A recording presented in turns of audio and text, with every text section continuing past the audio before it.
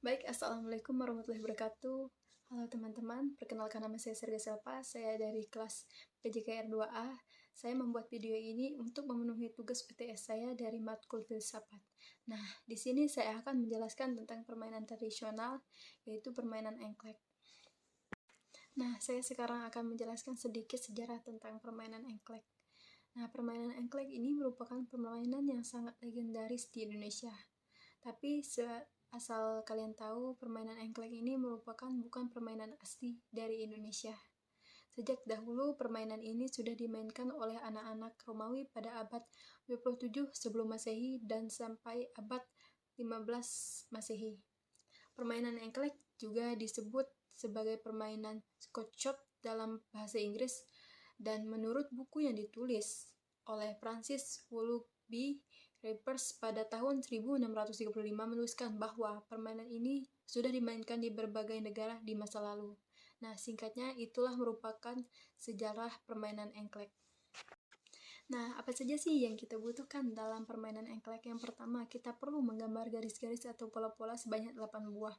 Untuk apa garis tersebut? Nah, garis tersebut digunakan untuk melompat-lompat saat permainan engklek sudah dimulai. Yang kedua, ada gaco. Gaco merupakan media untuk memulai permainan dalam permainan engklek. Dan biasanya gaco ini terbuat dari pecahan keramik atau pecahan batu yang dipipihkan. Nah, teman-teman, setelah ini saya akan menampilkan video bagaimana sih cara bermain engklek. Dan disclaimer dulu teman-teman, engklek ini memiliki banyak bentuk, di daerah masing-masing mungkin berbeda ya bentuknya.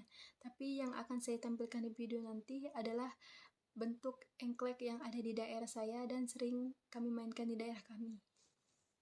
Nah, teman-teman, di sini adik saya dulu yang memulai permainan engkleknya. Pertama-tama dia melemparkan gaconya ke kotak yang pertama. Nah, di sini peraturannya teman-teman, kotak yang sudah dilempari gaco tidak boleh kita injak ya. Jadi kita harus melompati kotak-kotak yang tidak ada gaconya. Nah, teman-teman, di sini adik saya salah melempar gaconya. Harusnya gaconya dilempar ke kotak yang ketiga.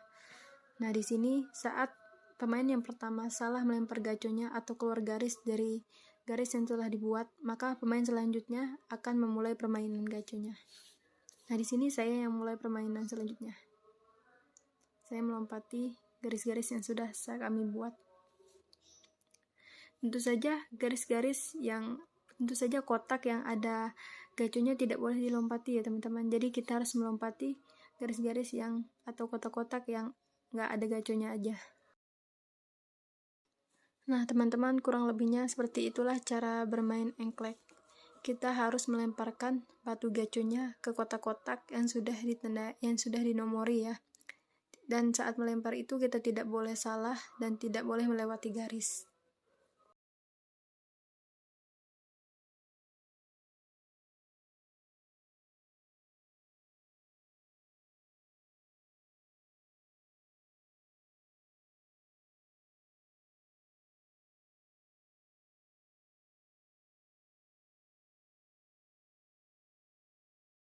Nah, teman-teman, seperti video yang sudah saya tampilkan tadi, kurang lebihnya seperti itu bagaimana sih cara bermain engklek tadi. Nah, setelah ini saya akan menjelaskan bagaimana peraturan yang lebih detail dalam permainan engklek. Nah, teman-teman, sekarang saya akan menjelaskan bagaimana sih cara bermain engklek tadi dan bagaimana peraturannya.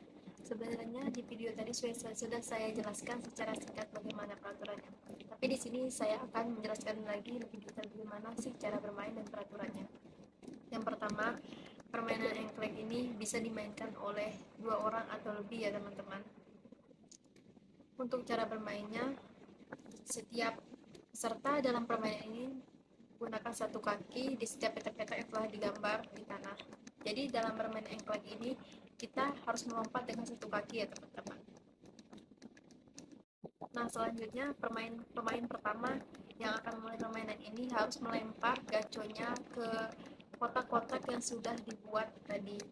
Nah, saat melempar gaco ini kita harus melemparnya tepat ke nomor yang benar. Misalnya nomor 1, 2, 3, 4, 5, 6, 7, 8 itu harus berurutan ya.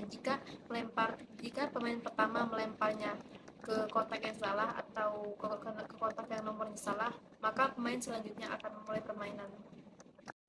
Nah, dalam permainan engklek ini, di saat salah satu kotak sudah kita lempari gacor, kotak tersebut tidak boleh diinjak ya teman-teman. Jadi kita harus melompati kotak berikutnya dengan satu kaki mengelilingi kotak-kotak yang ada. Nah, pemain yang sudah menyelesaikan satu perputaran lebih dulu berhak memilih satu petak atau kotak untuk dijadikan sawah mereka. Yang artinya di petak tersebut, pemain yang bersangkutan dapat menginjak petak itu dengan kedua kaki. Sementara pemain lain tidak boleh menginjak petak itu selama permainan. Peserta yang memiliki kotak paling banyak adalah peserta yang akan memainkan permainan ini. Nah, singkatnya seperti itulah cara bermain engklek dan peraturannya. Nah, yang terakhir saya akan menjelaskan tentang manfaat permainan engklek. Tentunya permainan engklek ini juga ada ya manfaatnya teman-teman. Nah, manfaat dalam permainan engklek ini ada banyak ya. Yang pertama, kemampuan fisik anak menjadi kuat karena dalam permainan engklek anak diharuskan melompat-lompat.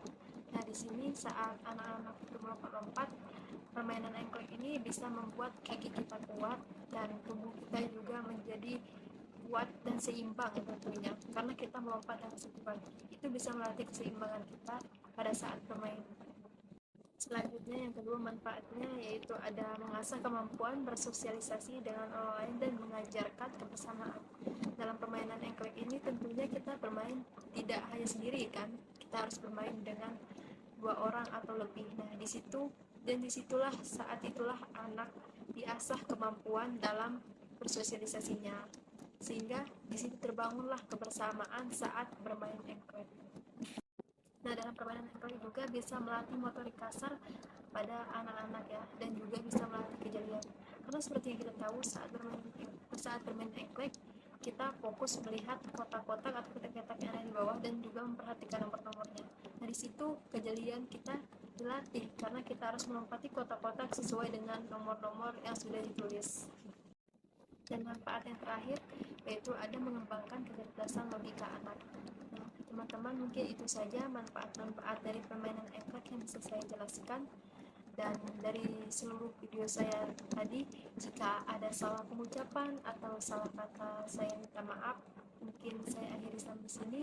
Semoga video yang saya buat ini bisa bermanfaat dan dimengerti bagi teman-teman ya. Terima kasih teman-teman. Saya akhiri. Assalamualaikum warahmatullahi wabarakatuh.